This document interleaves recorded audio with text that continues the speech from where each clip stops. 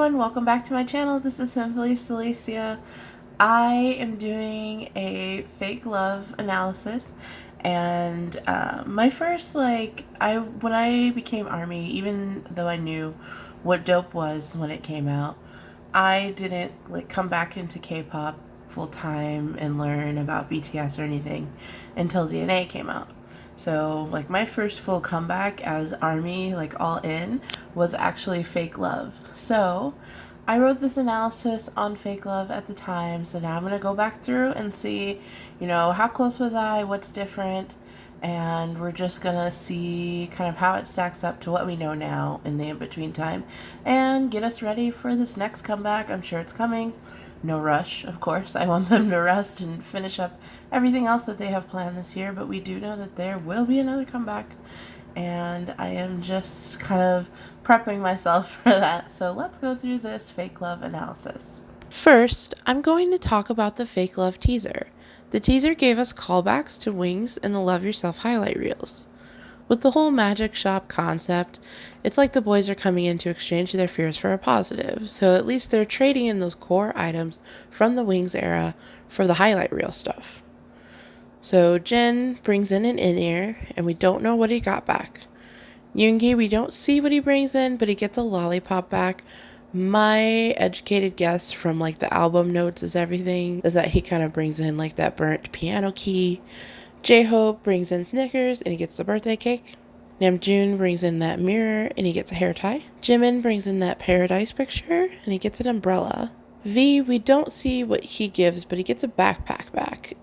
My guess for V is that maybe he put down a phone or something like that. Jungkook brings in nothing, but he gets a key. I want to say that Jin was probably given flowers of some sort, that Smeralda flower that he's protecting, something like that. But I'm just not 100% sure. When I went back to the highlight reels to research, part of the narration really stuck out to me, and the translation for that part is, looking back, I had known all along that underneath the glittering world before my eyes lay my deception, that everything was to collapse with a breath of wind. I turned away. I sidestepped, simply closed my eyes. Afraid I was. Afraid to be loved for who I am. We know now that that part of that narration is essentially everything that The Truth Untold is about. We also know that that is kind of what the Smeralda flower is all about. So it's interesting now that when Fake Love opens, we open with the Smeralda flower being protected. It's very Beauty and the Beast. This is, that Truth Untold that Jin's been asked about. Jin is alone in the room with his Truth Untold is kind of the feeling here. So he's looking through the window. We see him closing the curtain, and this is followed with, that darkness closing in on Jungkook. My first thoughts were, is Jin trying to shut him out of the truth? Is Jungkook sacrificing himself to be the child of Amelas? I don't know that Jin knows that Jungkook is looking into his window at him while he's kind of closing those blinds, or if it's just, us looking into another failed attempt. I'm not sure what else we were going to see. But it feels to me that this vantage point that Jungkook has been given feels like he, V, is taking on more of a role of being aware of what's going on. When they open up with the dance and everything, I loved the background to the scene. I thought it reflected the choreography really well. It brought me back to Blood, Sweat, and Tears with all the covering of the eyes and everything. And I picked up right away that it was a variant of Hear No Evil, See No Evil, Speak No Evil. They consistently cover their eyes, mouth, and ears during the choreography of the music video. It's quick and easy way to convey the mental anguish and struggle within the song. There are a couple other choreography cues that I will refer to later. I'm also going to get my color theory part of the explanation out of the way here. If you look at the scenes, they range from a plain, almost sepia look to the psychedelic Technicolor adjacent style. It's a pretty harsh juxtaposition. I think this is because we are passing that euphoric, faded love of DNA into the breaking point of fake love. The vibrant colors evoke a feeling of being in a dreamlike wonderland, while the faded pastels and sepia tones give specific points of focus. We're being guided into their inner darkness. There's a lot to say for muted tones reflecting a mental state of a character in a film. So like when I was first watching this, what came to mind to me were films like Girl Interrupted, Taxi Driver, Fight Club. I'd like to note that all of those examples that I just gave, they kind of have a plot that revolve around psychological themes. So going back to that first teaser, I'll explain why I don't think Jin is fully aware that Jungkook was watching him through his windows when Jungkook got to like the magic shop, which is styled as a confessional, if you notice that. Because the way he got there didn't seem by his choice. So he's the only member that really seemed to be pushed in. He also doesn't have anything to exchange on him, but he's given a key. Keys are a symbol of opening and closing things, of course. It can be used to lock something away or set something free. Keys also give us a feeling of security. However, looking past the keys for a second, I want to pose the question of, does this seem like Pandora's box to anyone else? That was my first thought when I was watching it.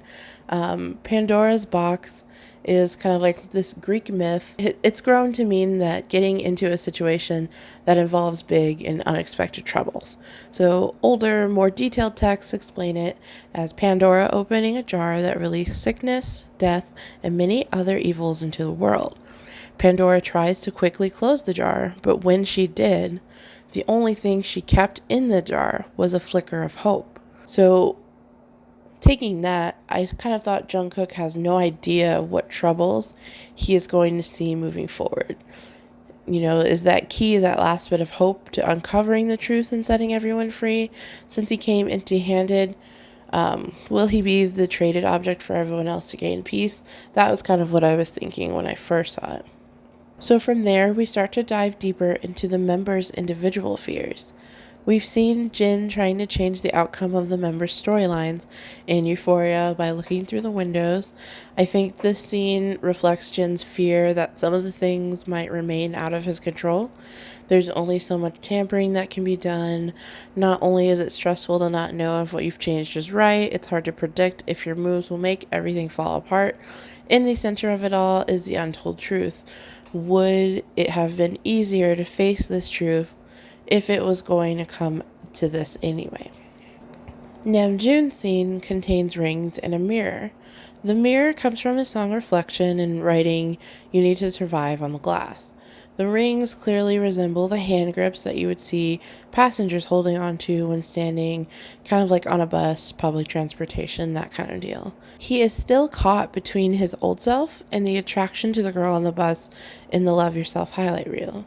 It doesn't matter how much he likes her. If he can't accept himself, then it won't last. The cinematography of Fake Love also flips between the nice parallel lines and then Dutch angles. A Dutch angle is a technique of tilting the camera so none of the angles in the scene are parallel with the bottom of the screen. It's used to show psychological unrest or like heavy tension in a scene. J-Hope is locked in a room full of childish carnival-themed props. If you go back to his storyline, you will find that his mother abandoned him as a child, only leaving him with the Snickers bar. As the music video goes on, the candy bars are like falling through the keyhole. They'll eventually fill up most of the room. It's a very traumatic experience, and of course it would result in some kind of fear of abandonment. I've seen most people saying that the fake love for J-Hope is his mother, and I think that's very interesting. So I always think that carnival gear like this is pretty haunting. Part of that for me is because anytime I think of carnivals and stuff like that, I always think of The Cask of Amontillado by Edgar Allan Poe. And like the first time I came across this, I thought, oh, maybe I have something there. Because like with Poe's short story, there's no way to know. Kind of in that same way with those characters, there was no way to know if Jungkook is like leading himself to his own doom in this case. And I think that the setting is certainly one of madness, a type of madness. In fact, fake love is actually very much like the Mask of the Red Death, considering everyone has these rooms where they're hiding from the one thing that comes to destroy them anyway. It's a great story. I'm going to jump off this tangent now. It's just, I'm an Edgar Allan Poe fan. I'll put links in the bottom.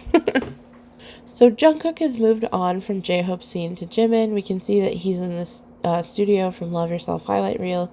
If you look even closer, the wall he's in front of is his paradise picture of the trees. I also thought it was interesting that Jimin is interacting with a sink here.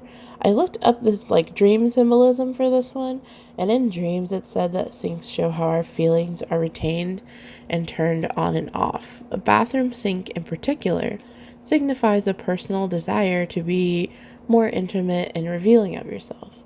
I spoke about the symbolism of water in part 3 for singularity. If we pair those ideas with the sink symbolism, essentially his emotions have been pent up for too long and will come rushing forward in an overwhelming way. I also recognize that this nods back to the time where Jimin hurt himself and he was trying to clean up the blood. Also the time where he was by himself in the bathtub or in the fish tank in the case of the Japanese version of the songs. Jungkook moves on from this scene, and once again, he and Jin's movements kind of mirror each other like they did in Euphoria. We also get a glimpse of the object Jin was protecting that held the Smeralda flower. The flower has turned to sand. Sand is often a symbol meaning the passage of time, but it can also mean eventual destruction or allude to moments that are easily wiped away. So have we already seen the truth untold? Does it mean that everything is already falling apart? Maybe it's a reference to Jin's ability to alter things, and that this too is just a moment that will be wiped away and changed. This is kind of the thought process that I was going through when I went through Fake Love the first time. I'd also like to note that the closer Jungkook gets to his destination, the harder it is for him. This is a case of Dutch angles being used again when you're building tension in a scene where he's running down the hallway. There's a pattern on the floor kind of with those faded colors, and those faded colors actually match the DNA MV. So I'll insert a shot here. We see it in the hallway that Jungkook runs down on the floor in Jimin's room and also J-Hope's section of Fake Love. From there, we're brought to Tae's scene. He is in a sort of tunnel hallway that is full of phones and empty picture frames on the wall. The back wall says "Save me." I saw somewhere that black picture frames symbolize an obsession of being perfect or fear of not being perfect. I just think that's an interesting tidbit of info. Not sure it really sways the storyline in any direction or gives us much we didn't already expect. So V is holding that phone, which calls back, pun intended, to the moment he is trying to get a hold of RM, who couldn't answer the phone. The hallway is then lit up by phones twinkling all around him. I'm guessing this is just exaggerating his fear of the call not going through by showing him the phones malfunctioning. It might be a reach, but the other thing that I just couldn't separate when I was watching this is that these type of archways and the railing and everything kind of reminds me of a train or any type of railway system. Just kind of how Tae was at the train station in Spring Day. I also want to bring up Jimin a little here as well, since the boys are exchanging their fears for something positive in the magic shop. I didn't quite understand why Jimin got the umbrella. I know it shows up in the highlight reels, but that didn't feel like a hopeful moment. No matter what Jimin does, he is always getting wet, and the umbrella has never protected him from water or, his emotions. I honestly expected him to get a phone because that's what he used to record J-Hope and the other girls' practices to recreate the dances. It's even mentioned in his album notes. Does it mean that no matter the outcome, Jimin is always at a disadvantage? Let me know what you guys think.